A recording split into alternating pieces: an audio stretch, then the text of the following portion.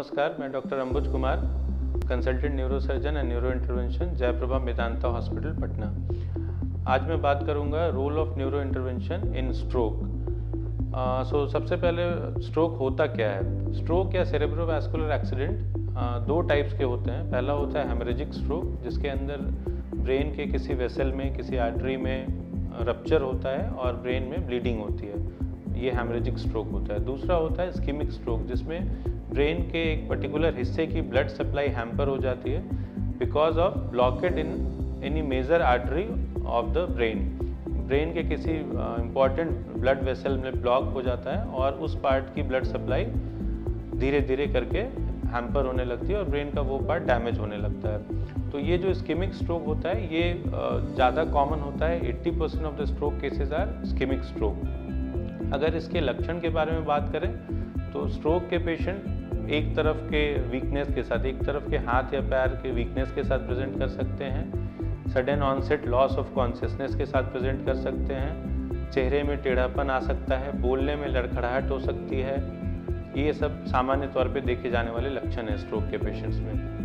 Treatment की अगर हम बात करें तो एक्यूट इस्केमिक स्ट्रोक के ट्रीटमेंट के दो ऑप्शन होते हैं। पहला ऑप्शन होता है थ्रोम्बोलिसिस, जिसमें जो कि एक मेडिकल मैनेजमेंट है। मेडिसिन के थ्रू जो क्लॉट ब्रेन के वेसल में बन गया है उसको डिसॉल्व करने की कोशिश की जाती है। इसमें जो है ये ट्रीटमेंट पेशेंट को 4.5 घंटे के अंदर स्टार्ट करना होता है। स्ट्रोक ऑनसेट के 4.5 घंटे के अंदर अगर पेशेंट हॉस्पिटल में आ जाता है डॉक्टर के पास तो ये ट्रीटमेंट स्टार्ट कर सकते हैं और ये ट्रीटमेंट बहुत इफेक्टिव है।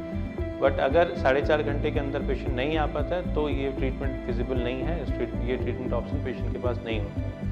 दूसरा ऑप्शन होता है मैकेनिकल थ्रोम्बेक्टमी का, जो कि जिसमें ब्लड वेसल में जो ब्लॉकेड होता है, जो थ्रोम्बस होता है या जो क्लॉट होता है, उसको वेसल के थ्रू ही अंदर जाके वो क्लॉट को बाहर निकाला जाता है। इसके लिए भी एक टाइम विंडो होता है। मोस्ट ऑफ द पेशेंट्स में अगर 6 से 8 घंटे के अंदर पेशेंट आ जाता है विद इन स्ट्रोक ऑनसेट, तभी ये ट्रीटमेंट ऑप्शन फिजिबल है, कारगर है।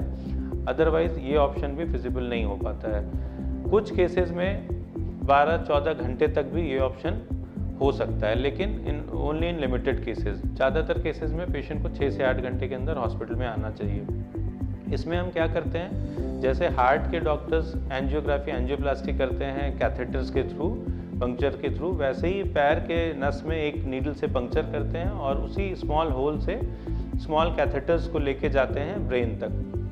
ब्रेन में जिस जगह की आर्टरी ब्लॉक है, जहाँ पे क्लॉट की वजह से ब्लॉकेड है, उस जगह पे वो कैथेटर ले जाते हैं और वहाँ पे ले जाके एक एस्पिरेशन पंप होता है जिससे वो कैथेटर कनेक्ट करते हैं और जो क्लॉट जिस क्लॉट ने आर्टरी को बंद किया हुआ है उस क्लॉट को उस एस्पिरेशन पंप के थ्रू सक आउट करके उस आर्टरी को ओपन अप करते हैं और वापस से उस एरिया की ब्लड सप्लाई चालू हो जाती है और धीरे धीरे जो डैमेज की ओर ब्रेन बढ़ रहा था वो ना केवल रुक जाता है बल्कि वहाँ से चीज़ें रिवर्स होने लगती है। Patient with in 6 to 8 hours patient condition जो है वो काफ़ी सुधार आ जाती है उसमें और पेशेंट काफ़ी हद तक आगे होने वाले डैमेज से बच जाता है। कभी कभी एक बहुत छोटा एरिया डैमेज हो सकता है बट वो आगे होने वाले दिक्कत के मुकाबले बहुत ही कम होता है। इसलिए ये आज की डेट में ये एंडोवैस्कुलर ट्रीटमेंट मैकेनिकल थ्रोम्बेक्टमी जो है ये इस्केमिक स्ट्रोक के लिए सबसे इफेक्टिव और कारगर ट्रीटमेंट माना जाता है। Thank you.